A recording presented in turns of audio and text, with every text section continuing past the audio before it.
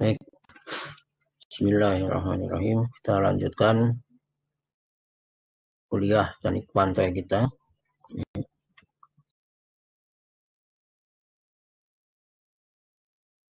Nah, kelihatan ya?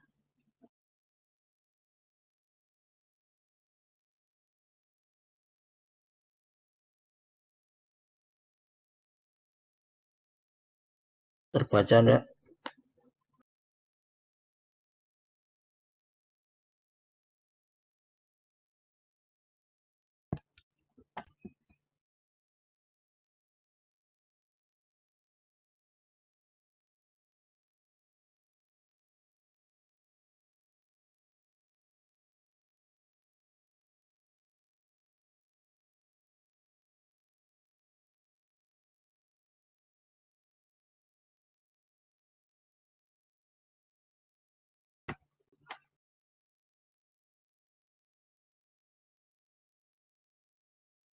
Oke, file bisa terlihat.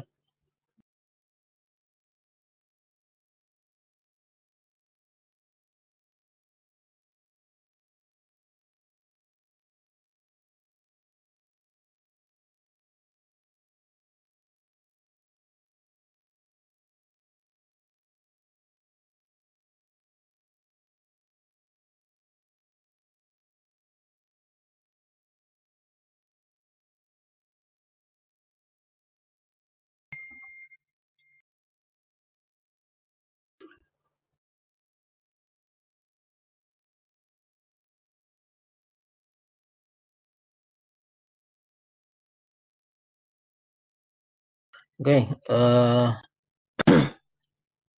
kita akan lanjutkan mengenai refraksi, difraksi, dan refleksi gelombang. Ini semua adalah perubahan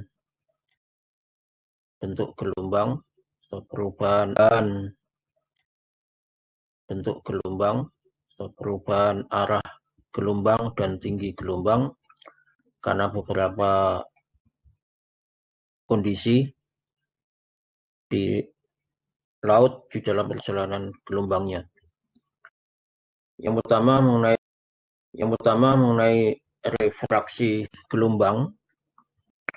Jadi refraksi gelombang ini adalah proses atau terjadinya pembelokan arah gelombang dan perubahan tinggi gelombang karena gelombang menempuh lebih dangkal atau terjadi pendangkalan atau terjadi perubahan kedalaman laut dari yang dalam ke yang lebih dangkal, maka akan terjadi berubahnya arah perjalanan gelombang atau berbeloknya arah gelombang dan juga berubahnya tinggi gelombang. Jadi dilihat yang pertama ini dari persamaan kecepatan rambat gelombang,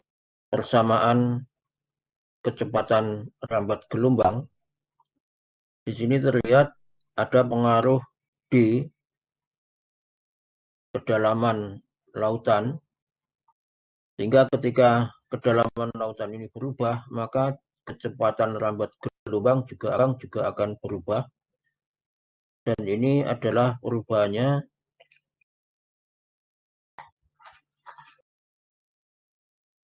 linear, tidak linear, tetapi kalau D-nya berubah lebih kecil, maka C juga akan semakin kecil. D semakin kecil nilai C-nya.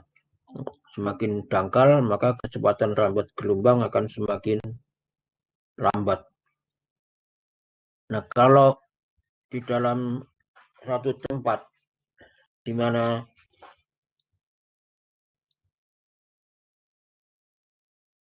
kedalaman lautnya ini tidak sejajar dengan arah gelombang, atau kalau kemarin kita lihat kontur kedalaman ini tidak sejajar dengan kontur kedalaman ini tidak sejajar dengan garis puncak gelombang, maka dalam keadaan tersebut cepat rambat gelombang akan berubah pada bagian di mana lebih dangkal, rambat gelombang akan lebih lambat, tetapi pada daerah yang lebih dalam akan lebih cepat. Sehingga karena hal itu, maka gelombang akan berbelok, karena di tempat kan berbelok, di tempat yang dangkal lebih lambat, sehingga akan terjadi pembelokan dari daerah yang dalam ke daerah yang dangkal. Nah, ini yang disebut dengan refraksi.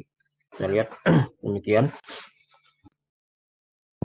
Ini adalah dari puncak, menghubungkan puncak gelombang dengan puncak gelombang berikutnya. Dan flux energi di tempat titik 1 dan 2 ini akan tetap. Ini perbandingannya adalah H1 ini laut dalam, maka ini adalah H0 adalah sama dengan akar N0 C0 dibagi N2 C2 kalikan akar B0 per B2. Kemarin sudah diberikan rumus ini. Per N2 C2 dalam akar ini adalah KS, koefisien suling, dan akar B0 per B2 ini adalah koefisien refraksi.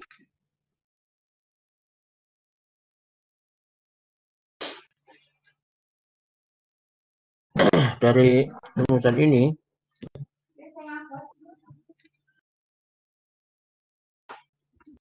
nanti akan didapatkan demikian. H per H0 aksen ini dari akar setengah 1 per N, ini dari akar setengah 1 per N kalikan C0 per C. Setengah ini adalah N, nilai N pada laut dalam, 1 nilai N pada laut dangkal, nilai N pada laut dangkal,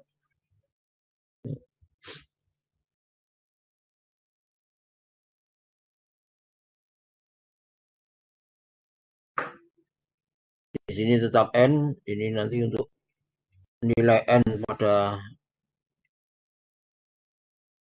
atau di mana yang akan dicari. B. Nah, H0 per H0 aksen ini sama dengan KS. Nilai ini sama dengan KS, ini bisa dilihat di lampiran 21 di tabel. Ya. Ini di sini ada KS. Ya. KS ini inilah tabel ya, KS ini nilai H per H0 aksen dari nilai D per L0 nya. Dari nilai D per L0 nya.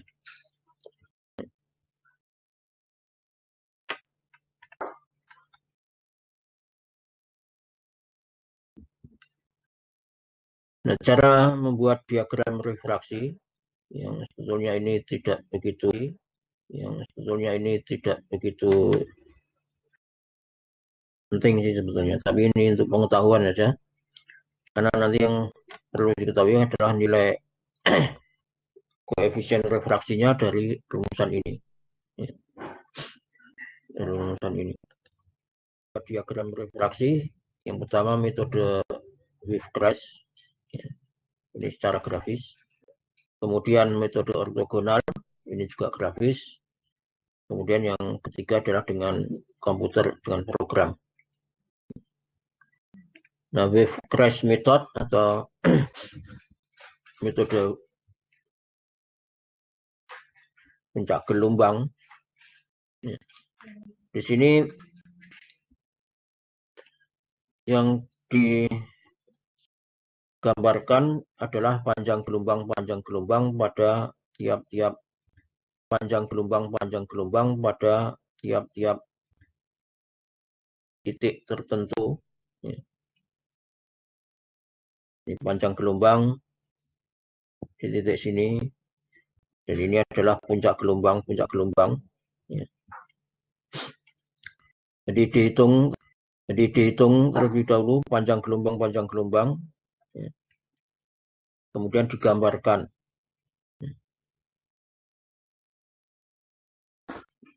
Nah, menghitung panjang gelombang ya, berdasarkan tabel itu, ya, diketahui kedalamannya berapa, kedalaman sini, ya.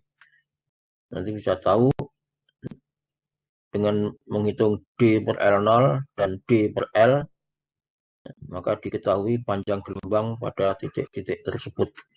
Ya. Kemudian digambarkan.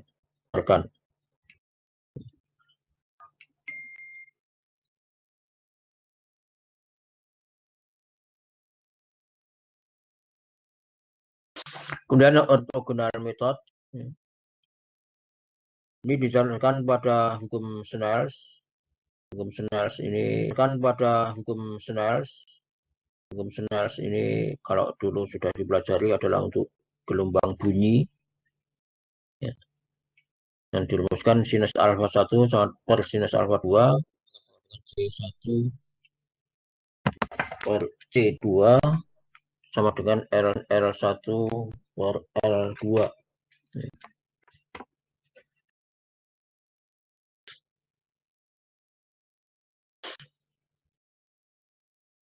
Alfa 1 dan alfa 2 adalah sudut antara garis kedalaman dengan puncak gelombang.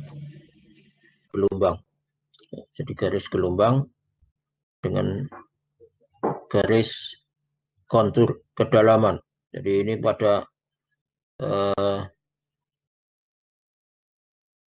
laut kedalamannya, garis kontur kedalamannya yang sejati ini 0. Tapi apabila garis kontur kedalamannya ini tidak sejajar, nanti membentuk sudut ini. Nah, kalau garis kontur dan garis puncak gelombang sejajar, maka tidak akan terjadi refraksi. Tetapi kalau sejajar, maka ini yang akan menyebabkan terjadinya refraksi.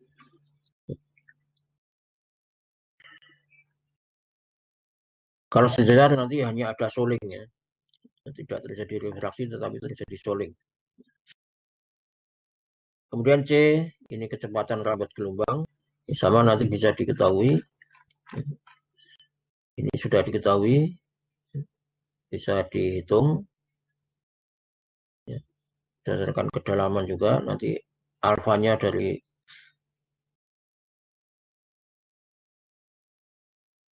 gambarnya, sudut alfanya ini.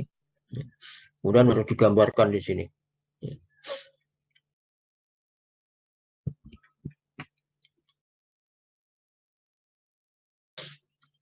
Digambarkan sudut alfanya, ini alfa 1, ini alfa 2.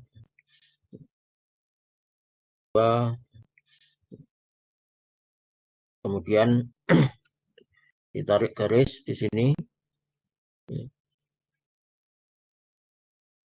Ini yang tegak lurus daripada garis ini. Ini dibuat vertikal, kemudian ini dibuat vertikal, kemudian ini sudut alfa 2, tarik garis, kemudian ini tarik garis yang tegak lurus daripada garis ini. Kemudian ini sudut alfanya 1, tarik garis. Ini tarik garis tegak lurus terhadap garis ini. Itu tarik garis. Ini tarik garis tegak lurus terhadap garis ini. Ini ditarik pada sepanjang L-nya. Ini L2, ini L1. Demikian seterusnya sesuai dengan L. Demikian seterusnya sesuai dengan L pada masing-masing kedalamannya. Ini caranya, kemudian digambarkan pada keseluruhannya. pada kedalaman 0, kemudian dihitung L-nya, di L-nya dari masing-masing kedalamannya. Kemudian dibuatkan gambar grafiknya ini. B1 ini nanti B berapa sesuai dengan kedalaman.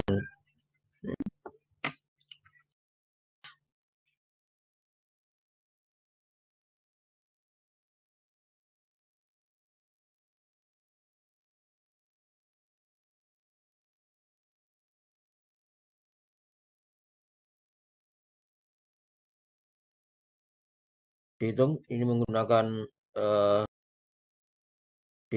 menggunakan rumusan Snell. Ya, L0 per sin alfa 0 sama dengan L1 per sin alfa 1. B0 per cos alfa 0 sama dengan B1 per cos alfa 1. Sama dengan B1 per cos alfa 1. Ini nilai KR-nya. Ini dari mana? Ini dari gambar di sini.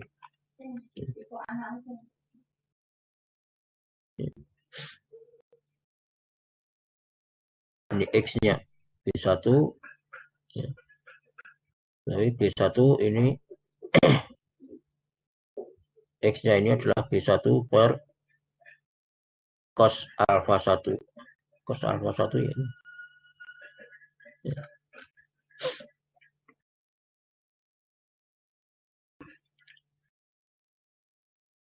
Oke. Ini menggunakan hukum Snell. Kemudian jika tadi untuk kedalaman yang paralel ya, paralel kedalamannya atau beraturan perubahan kedalamannya. Tapi bila tidak, ya, maka digunakan cara ini. Ya. Kontur di bagian kiri dengan di bagian kanan ini tidak sama jaraknya, atau garis kedalamannya ini tidak paralel. Di sini lebih pendek, di sini lebih panjang. Maka dibuat dengan ingin diketahui nilainya. Ini sebagai acuan, ya, garis horizontal untuk menghitung sudut alfa 1 dan alfa 2-nya.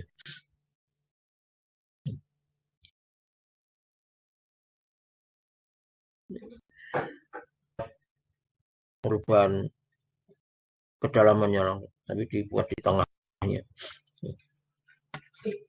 Nah, dari sini ada cara yang dimudahkan, yaitu menggunakan template di dalam lampiran 8, di dalam lampiran 8 dan 9. Ya.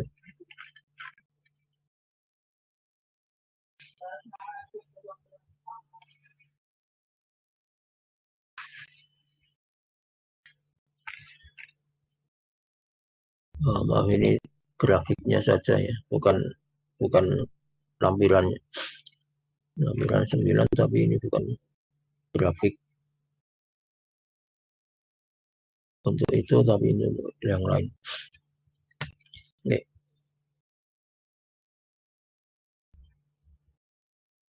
Jadi di sini nanti dibuat tabel ini, ya, dihitung D per L 0, ini nilai D-nya. Kemudian dihitung tangan 2 D per L, kemudian C1 per C2, C1 ini dari ini, tangan H2 BD per ini, tangan H2 BD per 2 BD L D1 per L1, ya, dibagi, masukkan, kemudian ini C2 per C1, dibalik saja. Ini L0-nya, ini T periodenya. Kemudian diplotkan T periodenya. Kemudian diplotkan di gambar, ya, template yang ada. Belum menemukan template-nya.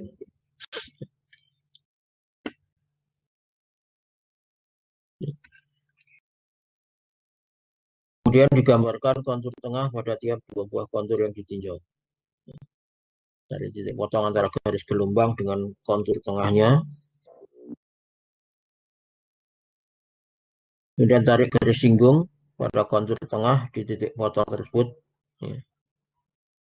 Pada nomor 5 ini. Letakkan orthogonal template ya, yang ada di lampiran tadi.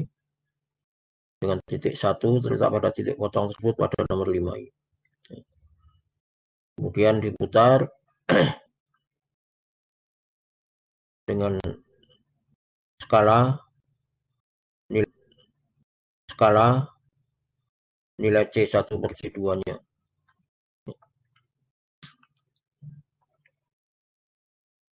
Nanti saya carikan dulu untuk template yang ada. Ini agak lama. Ini agak lama.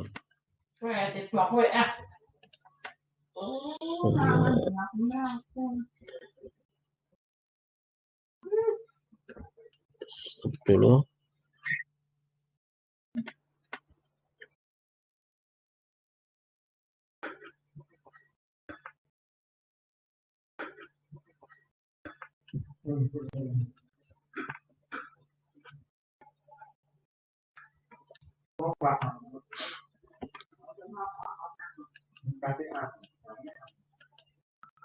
Ya.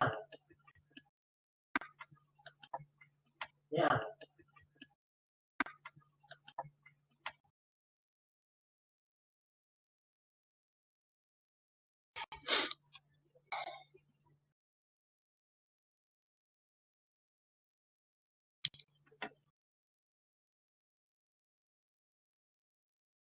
Oke, ini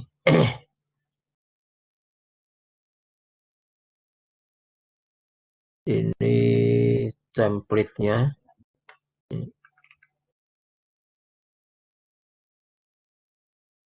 Ini template-nya.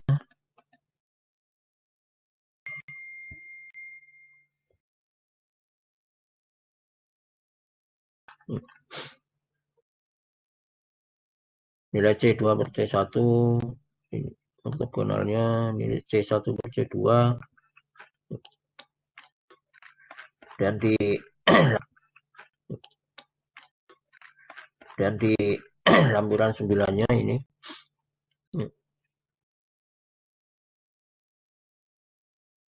Jadi dari yang ini di atasnya kita gambarkan tadi menggunakan transparan tadi sehingga ini transparan tadi sehingga ini template ini kelihatan.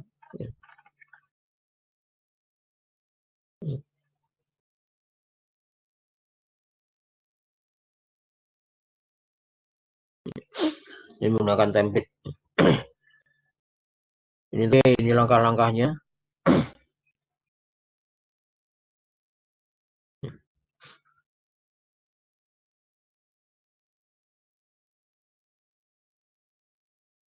Untuk apa mengetahui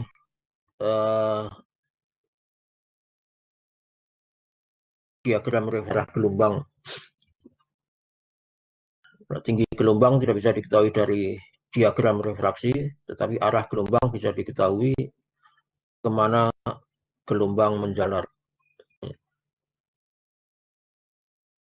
Kemudian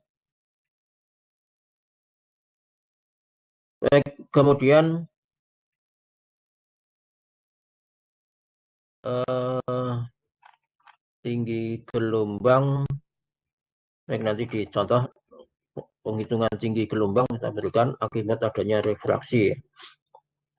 Kemudian yang kedua adalah difraksi. Ini juga berbeloknya arah gelombang dan berubahnya tinggi gelombang, tetapi akibat adanya suatu bangunan atau halangan yang kedap air pada arah perjalanan gelombang tersebut. Ketika ada bangunan atau halangan yang kedap air, maka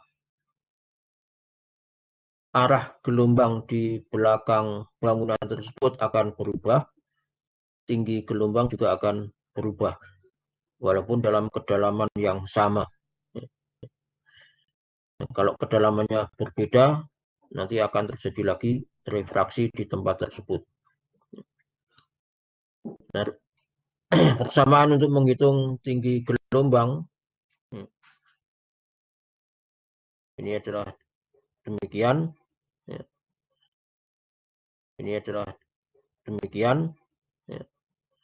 Tinggi gelombang di titik A adalah sama dengan KD, koefisien difraksi, kalikan H di titik E. Di awal gelombang sebelum bangunan. Ini di bangunan, di belakang bangunan. Nanti nilai koefisien difraksi lampiran 11. Koefisien difraksi di lampiran 11. Kita lihat di sini lampiran 11. Lampiran 10. Ini nilai KD, koefisien difraksinya. Koefisien difraksi ini di sini ada delta dalam derajat dan juga theta dalam derajat. Theta ini adalah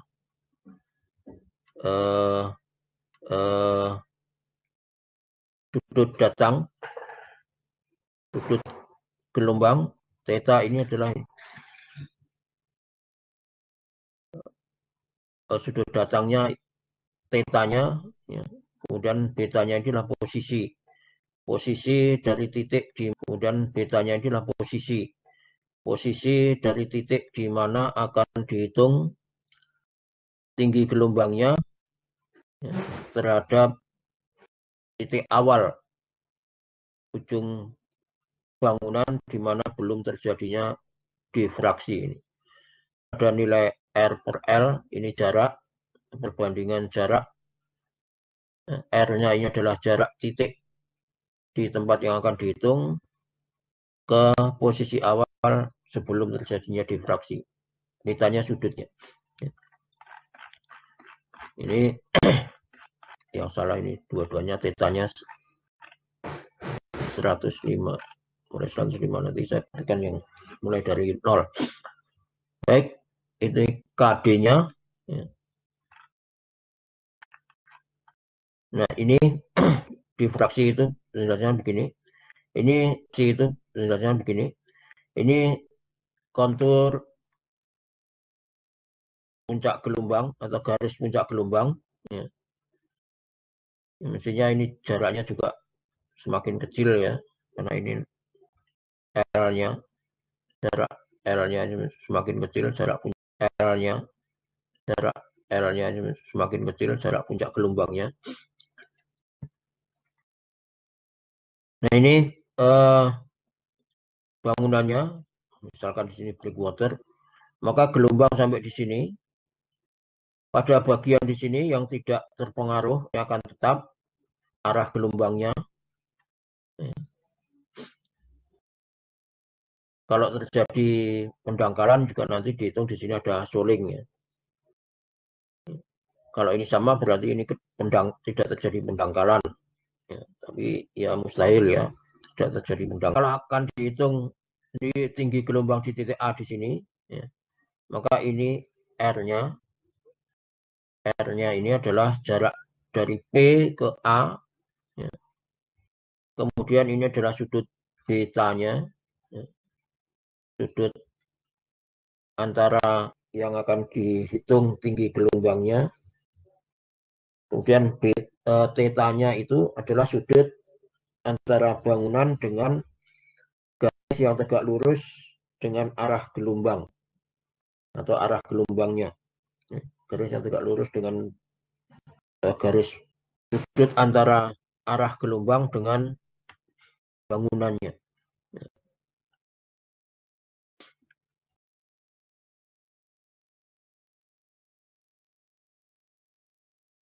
Nah, kemudian kalau ingin diketahui difraksi dari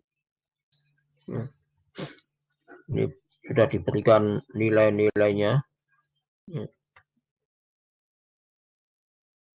dengan lebar telah 2L, 2 kali panjang gelombang,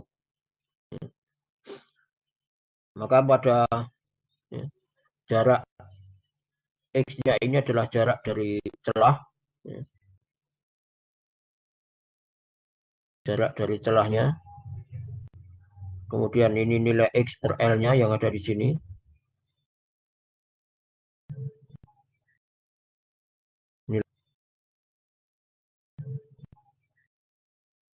Nilai X per L, jarak dari celah dibagi panjang gelombangnya berapa.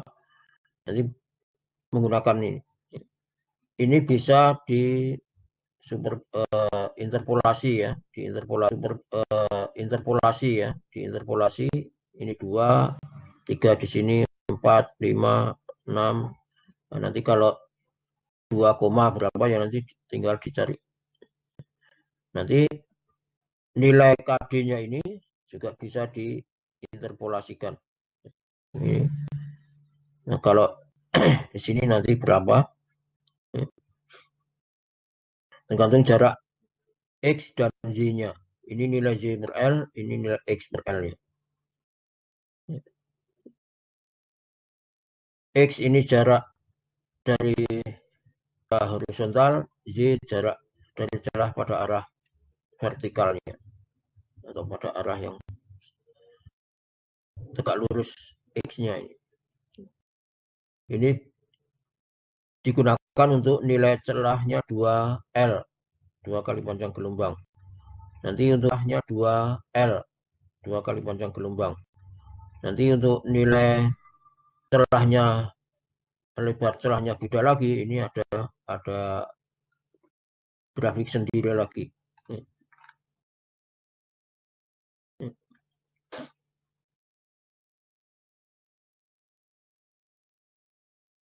Kemudian jika arah gelombang, ini tadi arah gelombangnya ini ya, tegak lurus terhadap celahnya ini ya, arah gelombangnya. Kalau membentuk sudut, arah gelombangnya membentuk sudut terhadap celah, maka lebar ini arah gelombangnya ke sana, maka ditarik garis yang sejajar dengan arah gelombang yang menyentuh atau yang bersinggungan dengan ujung dari bangunan celah ini, maka lebar celahnya yang digunakan adalah lebar celah yang ini, bukan lebar ini, bukan lebar celahnya sendiri, tetapi lebar dari celah tersebut yang tegak lurus terhadap arah gelombang. Jadi yang dihitung sebagai lebar celahnya adalah yang ini nantinya untuk menghitung nilai koefisien difraksinya.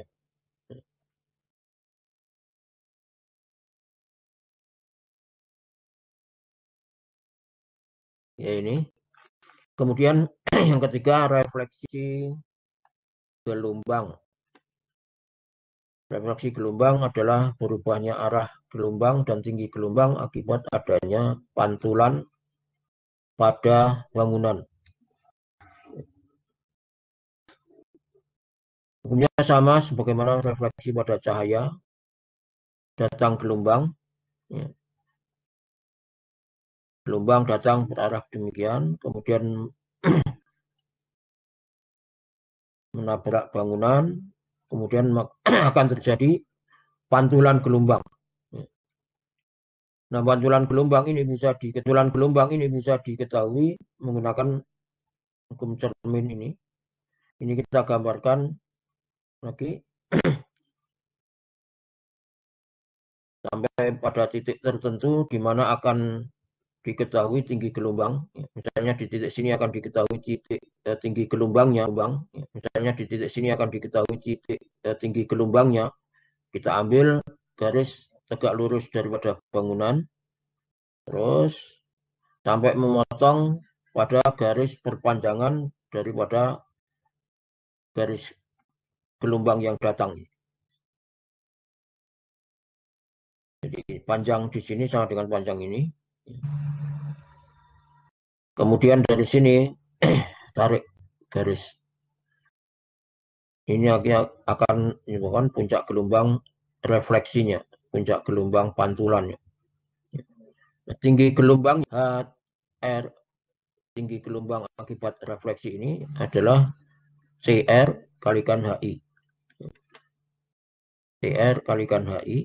CR ini adalah koefisien refleksi kalikan tinggi gelombang datangnya. Nah, koefisien refleksi ini tergantung permukaan bangunan di sini. Semakin licin, semakin kedap air, maka CR-nya semakin besar, semakin porus, berlubang, kasar, maka CR-nya kecil. Karena sebagian energi berlubang, maka sebagian energinya akan terserap, sehingga gelombang akan semakin kecil. Nah, pada kondisi ini,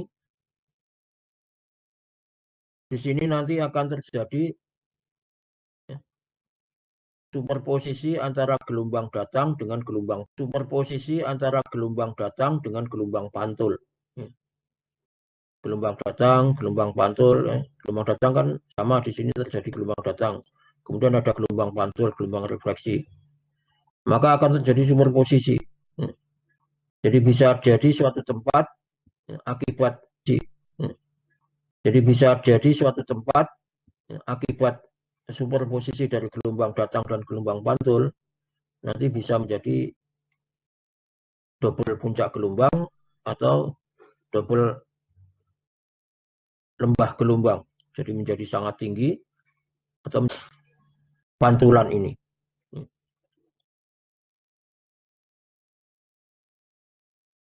Baik, kita lihat contoh soalnya. Dengan demikian, tinggi gelombang detik, alfa 0 30 derajat, ini sudut datang gelombang di laut dalam. Kemudian ada D, satu tempat kedalamannya 6 meter. Dan ini garis kedalamannya, ya, paralel, ya. Kedalamannya, ya, paralel, ya. Atau kalau dilihat dari potongan miring, ini adalah demikian perubahan kedalaman gelombangnya. Di sini belum diketahui sudut datang gelombang di kedalaman 6 meter. Ya. Ya. Kemudian nanti pada satu titik Q dan P, ya, yang tegak lurus bidang gambar di sini, jaraknya 100 meter. Kemudian di sini nanti ini friction mungkin ya di sini ya, terjadi friction. Baik, nanti akan dihitung terlebih dahulu nilai tinggi gelombang di P, tinggi gelombang di Q, yang berjarak 100 meter. Sudut datang gelombang pada kedalaman 6 meter. Tinggi gelombang di P, energi flux PQ, ya. Tinggi gelombang di titik R dengan memperhitungkan bottom friction. Ya. Pada bottom friction R dengan memperhitungkan bottom friction. Ya. Pada bottom friction jarak 1000 meter atau 1 kilo. Penyelesaian sama, tetap kita cari yang paling awal adalah L0. PT kuadrat per 2Pi, ya, 9,81 kalikan T-nya 8,81 kalikan T-nya 8 kuadrat per 2Pi. Dibulatkan hasilnya 100 meter. Kemudian di tabel dicari D per L0, 6 per 100, 0,06, 0,06, kita cari di tabel, 0,06.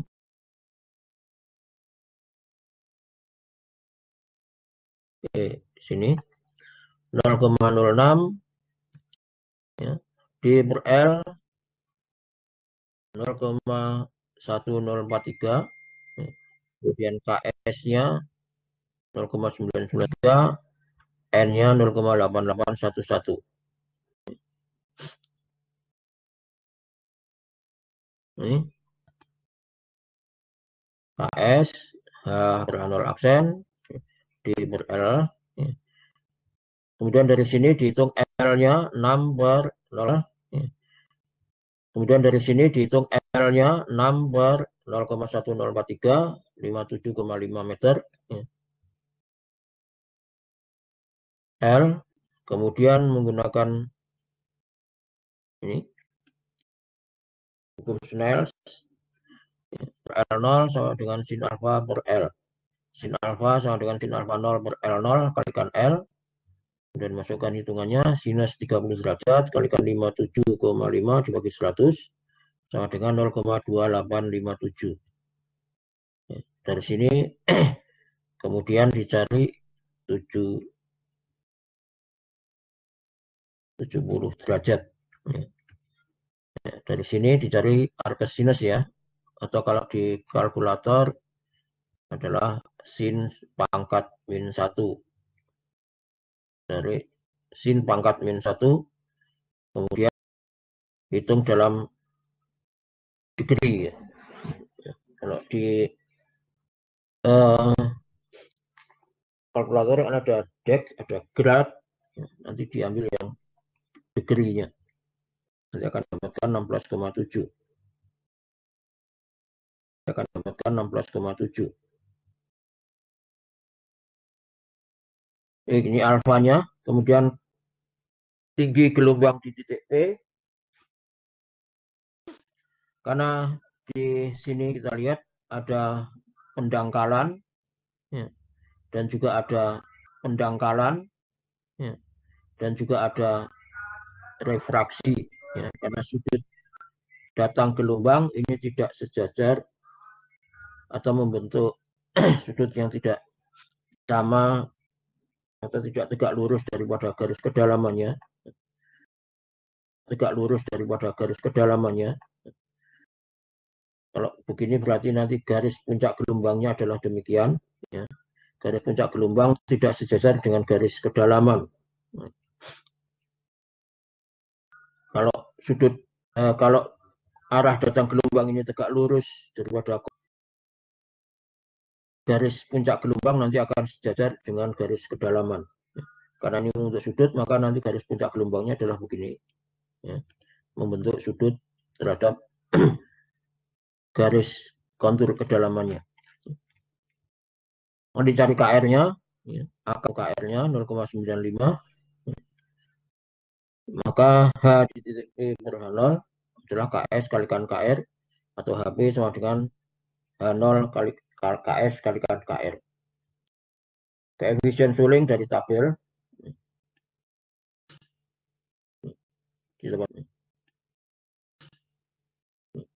ditempatkan tinggi gelombang di titik P sekian.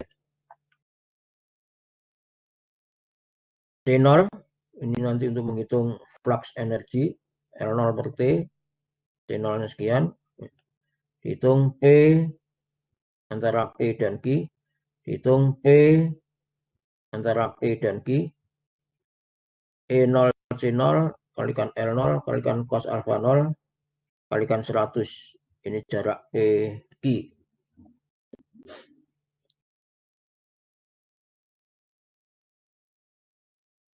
Sudut dikalikan ini. Ini untuk menghitung lebar daripada arah puncak gelombangnya. Jarak antara PQ 100, tetapi yang di gelombang atau garis imajiner daripada energinya, ya, ini membentuk sudut alfa 0. Ya, jadi yang dihitung adalah di gelombang laut dalamnya. Ya. Kalau mau menghitung di tempat di titik P-nya juga bisa. Ya. Kalau mau menghitung di tempat di titik P-nya juga bisa. Nanti tapi Anda mencari E di tempat tersebut dan C di tempat tersebut. N-nya dari tabel.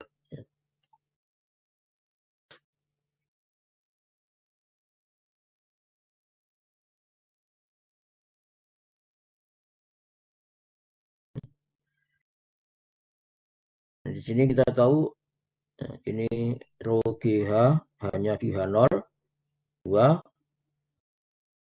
kemudian C0, N0 setengah. Anda mau menghitung kondisinya di titik P-nya, E, N, C di titik P, kalikan cos alfa di titik P kali 100, juga bisa nanti mesti hasilnya mestinya sama. Anda bisa hitung, nanti cek hasilnya harus sama. Kemudian menghitung frictionnya, ya, sama hitung A-nya, F kalikan H T, H di titik P kalikan X kalikan KS, ya, dt kuadrat, dt kuadrat, ini kedalaman, F-nya diambil 0,01, tinggi di titik P, gelombang di titik P 1,89, jaraknya 1000, kalikan KS-nya sekian, di kedalamannya diketahui A-nya sekian, 0,521. Kemudian T per dt, T-nya 8, kemudian dt-nya ini di dalam inch, ya, ini dalam inch jadi 6, sama dengan 3,26. Kemudian dilihat pada grafik, ya, untuk mendapatkan KF, ya, grafik untuk menghitung, ya,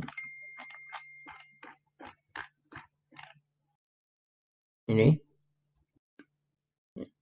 nilai T kuadrat per dt, T kuadrat per dt adalah 3,25, kemudian A-nya 0,521, ya, 3,25, ya, kira-kira di sini, ini 4, di atas 4 ini sedikit, kemudian A-nya 0,532, ya, ini 0,5, ini 0,55, 0,53, kurang lebih di sini, tarik garis horizontal, memotong di, ya, daerah sini, di daerah sini, kemudian ditarik garis ke bawah. Ya.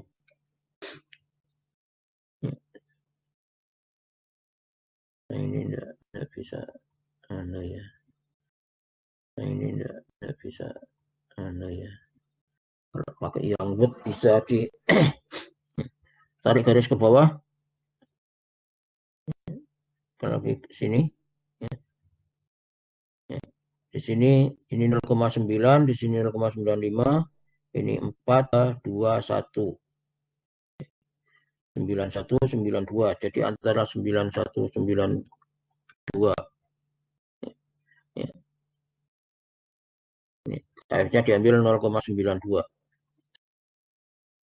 HR dengan KF kalikan HP 0,74. Kita gambarkan di sini. H0 HP H R-nya. Tinggi gelombang di titik tersebut. Dan contoh yang kedua, ini adalah difraksi. Dua difraksi. T 8 detik, H di titik P di sini sebelum melewati bangunan adalah 10 feet. Kedalamannya 15 feet. Nya 15 feet. Diminta dihitung tinggi gelombang di titik Q yang memiliki jarak vertikal 1000 feet, jarak horizontal dari titik P 1000 feet juga. Hitung R-nya di sini, kemudian feet juga. Hitung R-nya di sini, kemudian di sini adalah beta, ini theta-nya. Nah, arah gelombang dari sana, ya. Arah gelombangnya dari sana. Arah gelombangnya dari sana. Yang pertama tetap dicari L0, GT kuadrat per 2Pi, 328 feet. Kemudian dicari nilai-nilai ini, R, kemudian beta, theta, kemudian nanti dilihat di tabelnya. Di sini R-nya bisa diketahui dari nilai ini, ya, karena ini adalah tegak lurus ya. Di sini tegak lurus. 1000, berarti ini adalah R-nya adalah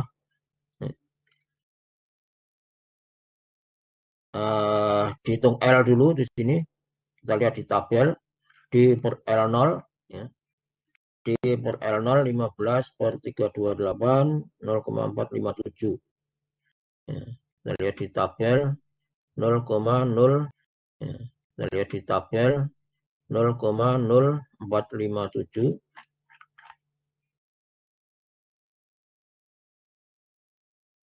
Oke, di sini, ya. Nah, di sini menarik karena di sini D per L adalah yang ada 0,045 dan L adalah yang ada 0,045 dan 0,46. 0,457 adalah berada di antara ini. Ya. Maka nanti diberlakukan interpolasi, ya, untuk mendapatkan nilai D per L. Ya.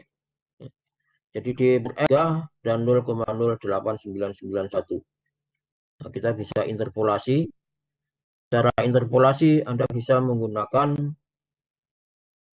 segitiga sama sisi, segitiga sebangun dengan nilai-nilai ini. Saya pindah dulu ke untuk menggambarkan ini interpolasinya.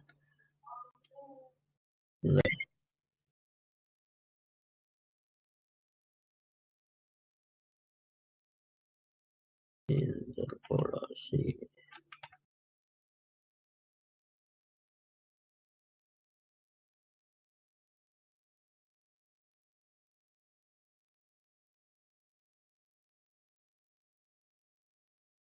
Oke, ini interpolasinya.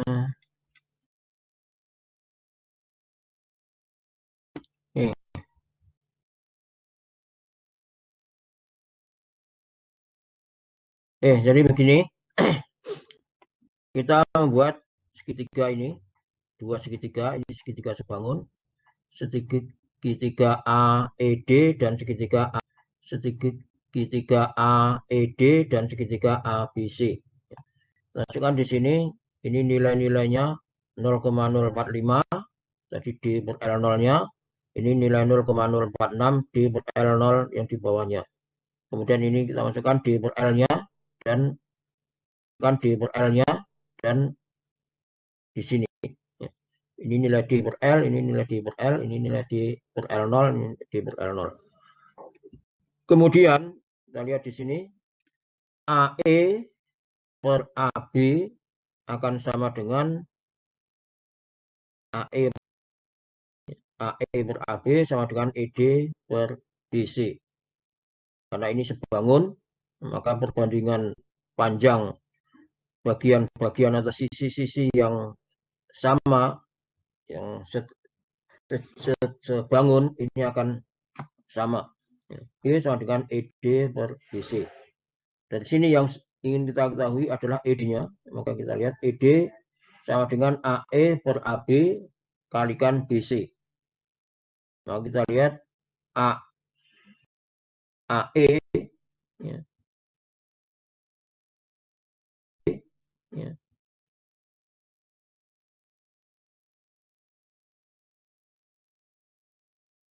Ini yang akan dicari ya, 0,0457. Ya. Maka bisa kita ketahui panjang AE adalah ini 0,0457. Ya. Dikurangi 0,45 dibagi 0,046 dikurangi 0,45 kalikan 0,89 0,08991 kali 0,08883. Nah, dari sini kita bisa tahu ED-nya adalah sekian. Ya. Maka 0,8883 ditambah 0,00007. Ya. Sehingga D per L pada titik di mana D per L0-nya adalah 0,0457 adalah 0,0891. 9586. Ini untuk mengetahui karena di tabel tidak ada D per L0 0,0457, yang ada adalah 0,045 dan 0,046. Kita cari menggunakan cara interpolasi ini. Nanti ini saya sertakan juga. Nanti ini saya sertakan juga. Belum saya kirimkan ini. Oke. Kita kembali ke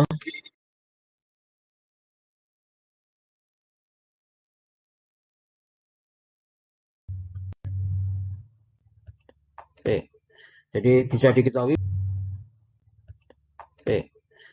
bisa diketahui nanti nilai D per L0 0,0457 adalah D per L-nya 0,089 berapa itu tadi ya. Oke. Ini nilai D per L-nya. Ini nilai D per L-nya. Ya. Ini dihitungnya menggunakan interpolasi. Kemudian L-nya bisa dihitung. Ya. Kemudian R ini. Ya. 1000 kalikan akar 2. 1000 kuadrat. Di akar. Sama dengan 1414 feet. R per L-nya sama dengan sekian. 8,4. Kemudian beta 45 derajat dan tetanya 100 karena ini tegak. Di sini sudutnya 45, maka di sini juga 45. Kemudian tetanya ini bisa dihitung, ini 45 ya. Karena ini tegak lurus ya, di sini 90. Ya, 45 tambah 90 sama dengan 110 sama dengan 135. Nah, bisa dilihat di tabel 11 ya. Cuma di sini sudut tidak ya. Ini tidak ya. Ini betanya 45 dari di sini ya. Panjang garis sini. Kemudian pada beta 135 di sini. Kemudian nilai R per L, nilai R per L tadi adalah 8,4 adalah di antara R per L 5 dan 10. Maka ini juga digunakan interpolasi menggunakan nilai 5 ya. R per L 5 dan nilai KD-nya 0,08 dan 0,06. Sama menggunakan dengan mengubah nilai ini yang di bawah yang 0,45 dengan 0,5, 0,046 dengan 10. Kemudian nilai yang 0,08883 dengan 0,08, 0,906. Nah, nanti akan didapatkan nilai ini KD-nya adalah 0,08. Nah, ini. Oh, di sini ada ini. Ini menggunakan metode ini didapatkan nilai KD-nya 0,066 kayak di sini. Sehingga tinggi gelombang di titik I akan dapatkan nilai HP kalikan KD 10 feet kalikan 0,066 atau 0,066 feet atau bisa dibulatkan 0,7 atau tetap atau bisa dibulatkan 0,7 atau tetap 0,66 feet juga tidak masalah.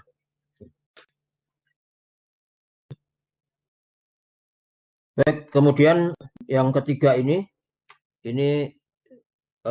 bisa digunakan nanti sebagai pedoman. Diketahui gelombang sebagai pedoman. Diketahui gelombang bergerak dari titik 1 ke titik 6. Kemudian kalau diketahui alfa 1 dan H1, hitung H2, H3, H4, H5, dan H6. Ya. Ini nanti bisa untuk pedoman. Ya. Karena di sini kita lihat kedalamannya paralel. Ya. Maka di sini nanti akan terjadi yang disebut dengan refraksi. Refraksi.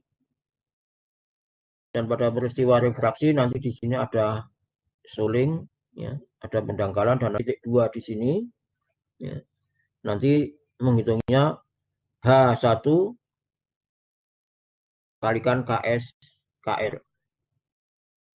H2 di sini adalah H1 kalikan KS KR.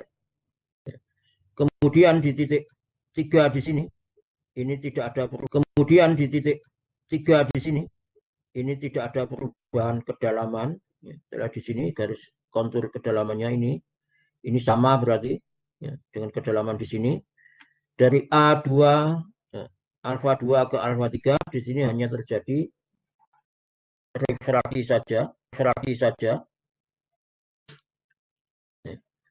Tidak ada perubahan kedalaman, maka di sini yang dihitung hanya menggunakan KR-nya saja. H3 sama dengan H2 kalikan KR. Tidak ada solingnya. Nah, di sini ada soling. Ada soling. Ini gambar. Jadi ini, ya, tidak ada perubahan kedalaman. Di sini ada perubahan kedalaman. Nah, di sini kalau terjadi friction maka nanti dihitung. Kalau ini dangkal, ya, kemungkinan ini dangkal. Kalau di sini tadi juga sudah ada termasuk air dangkal, maka di sini juga dihitung frictionnya. Kalau tidak, ya tidak dihitung. Kalau di sini ada friction juga dihitung friction, tetapi menggunakan D. Di sini ada friction juga dihitung friction, tetapi menggunakan D atau kedalaman yang di rata-rata, ya, kedalaman rata-rata untuk menghitung frictionnya. Ya. Kalau tidak berarti ada soling, ada refraksi karena ada perubahan. Berarti ada soling, ada refraksi karena ada perubahan sudut datang gelombang. Kemudian dari H4 ke H5 di sini hanya friction saja kalau ini dangkal.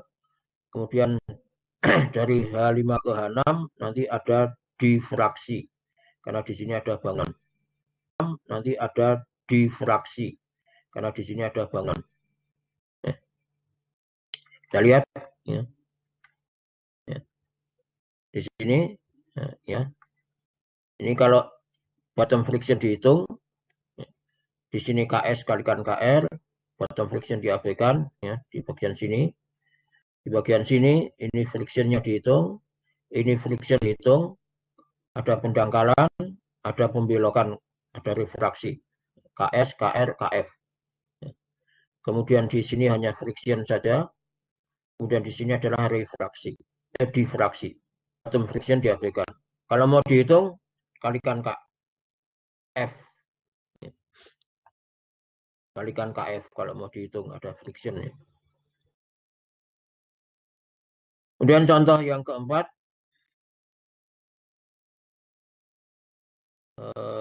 contoh yang kita akhiri dulu untuk hari ini. Ya.